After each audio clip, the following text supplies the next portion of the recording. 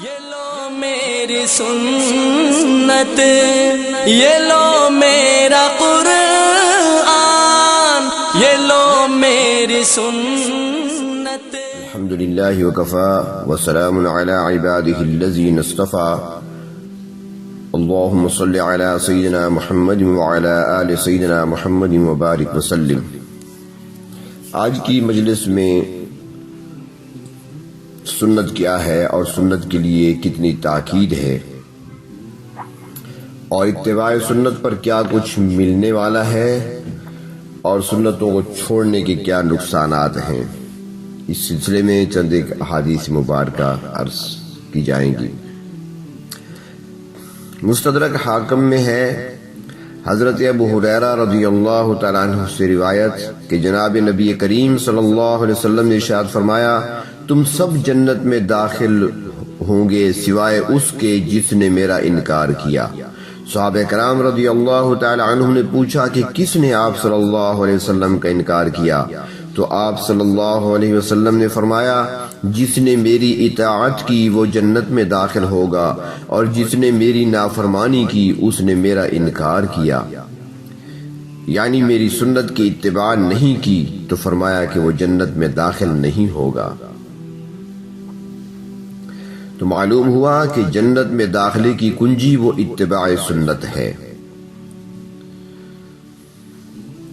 طبرانی میں ہے، مشکات شریف میں حدیث شریف موجود ہے، حضرت ابو ہریرہ رضی اللہ تعالیٰ عنہ سے روایت ہے کہ جناب نبی اکرم صلی اللہ علیہ وسلم نے ارشاد فرمایا، میری سنت کے مٹنے کے وقت میری سنت کو زندہ کرنے والے کو 100 شہیدوں کا ثواب ملتا رہے گا۔ یعنی کہ ایسے وقت اور ایسے زمانے میں کہ جب سنتوں کو لوگ چھوڑ چکے ہوں، سنت کا رواج نہ ہو، اور اس سنت سے لوگ غافل ہوں، تو اس سنت کو سنت نہ سمجھ رہے ہوں، تو اس سے غفلت برت رہے ہوں، تو ایسی صورت میں اور ایسے وقت میں جو آپ صلی اللہ علیہ وسلم کی کسی بھی سنت کو رائج کرے گا، یعنی خود عمل کرے گا، دوسروں کو اس کی ترغیب دے گا، تو اسے 100 شہیدوں کا ثواب ملے گا۔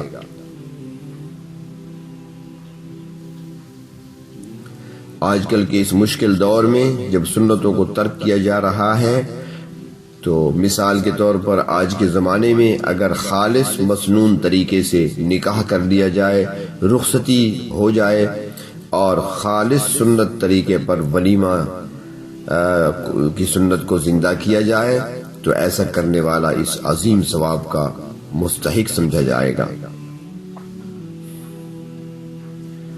اتباع سنت در حقیقت امام الانبیاء صلی اللہ علیہ وسلم سے محبت کی علامت ہے۔ حضرت انس رضی اللہ تعالیٰ عنہ سے مروی ہے کہ آپ صلی اللہ علیہ وسلم نے فرمایا، جس نے میری سنت کو زندہ کیا اس نے مجھ سے محبت کی، اور جس نے مجھ سے محبت کی وہ میرے ساتھ جنت میں ہوگا۔ تو معلوم ہوا کہ اصل محبت کی علامت وہ اتباع سنت ہے۔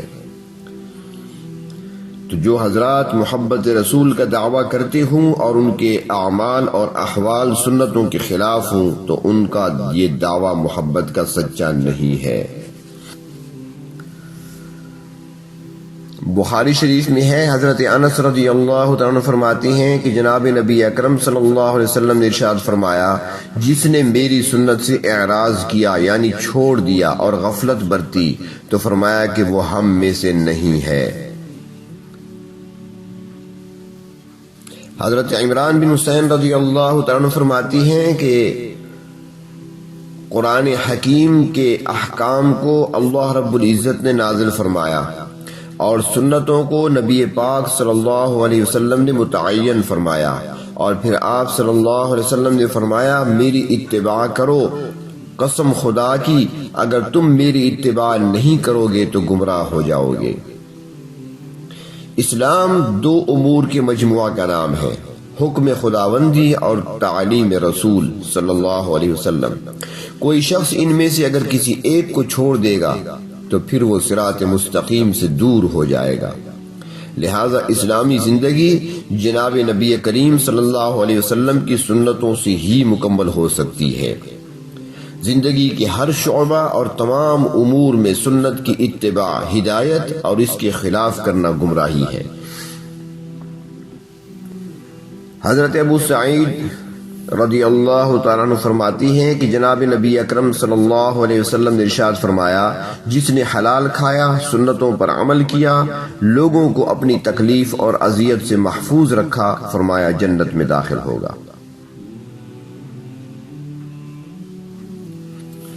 حضرت عائشہ صدیقہ رضی اللہ تعالیٰ عنہ فرماتی ہیں کہ جناب نبی اکرم صلی اللہ علیہ وسلم نے ارشاد فرمایا، میں نے ان 6 پر لعنت کی ہے اور اللہ نے ان پر لعنت فرمائی ہے، اور ہر نبی کی دعا مقبول ہوتی ہے، لہذا میری لعنت بھی مقبول ہے۔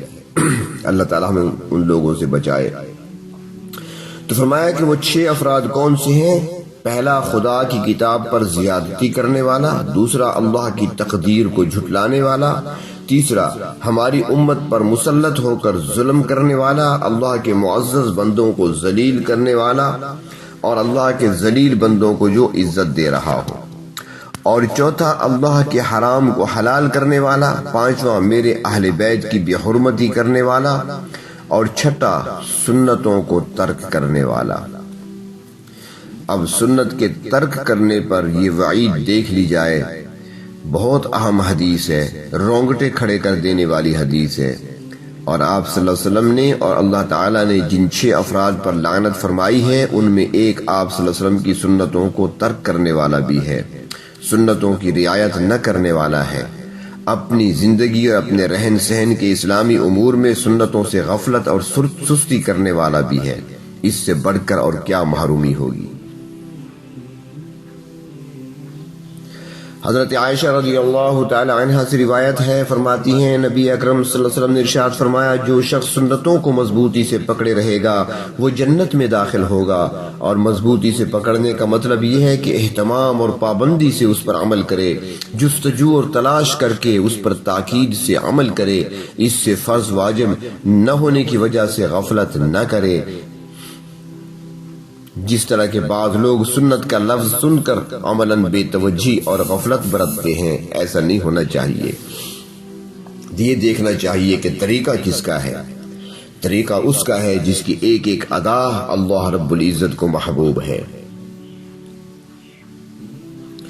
حضرت ابو ہریرہ رضی اللہ تعالیٰ عنہ سے روایت ہے کہ آپ صلی اللہ علیہ وسلم نے ارشاد فرمایا، میں تم میں 2 چیزوں کو چھوڑے جا رہا ہوں جس کی وجہ سے تم میرے بعد گمراہ نہ ہوگے، ایک اللہ کی کتاب ہے اور دوسری میری سنت ہے۔ مطلب یہ ہے کہ میرے بعد جو کتاب اللہ کو اور میری سنت کو پکڑے رہے گا گمراہ نہ ہوگا۔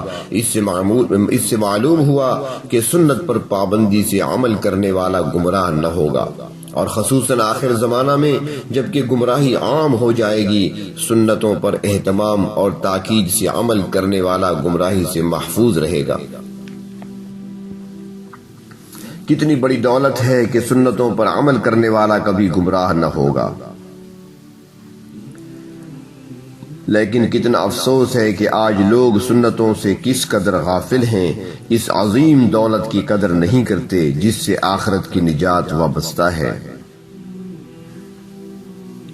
مشکلات ضرور ہیں اس دور کے اندر، حدیث شریف میں پہلے سے بتا دیا گیا۔ حضرت عبداللہ بن مسعود رضی اللہ تعالیٰ عنہ سے روایت ہے کہ اختلاف امت کے وقت میری سنتوں پر عمل کرنے والا ایسا ہوگا جیسا کہ ہاتھ میں چنگاری لیے رہنے والا۔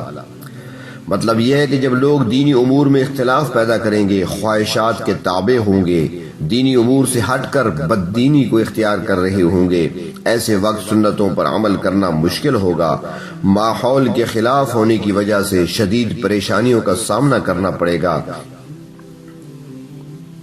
مثال کے طور پر آج جہاں پردے کا ماحول نہیں ہے، بے پردگی حد درجہ رائج ہے، وہاں پردہ اختیار کرنا بعض اوقات پریشانیوں کا باعث بن جاتا ہے۔ جہاں داڑھی منڈوانا عام ہو، وہاں داڑھی رکھنا باعث ملامت بن جاتا ہے۔ جہاں خلاف سنت لباس کا ماحول ہو، وہاں مسنون و مشروع لباس پر قائم رہنا بہت مشکل اور دشوار ہوتا ہے۔ تو جو حضرات ایسے ماحول میں سنت اور شریعت پر باقی ہیں ان کو اس کا احساس ہوگا، لیکن اسی پر پھر اللہ رب العزت نے اجر عظیم بھی تو رکھا ہے، گمراہی سے بچانے کا بھی وعدہ فرما رکھا ہے۔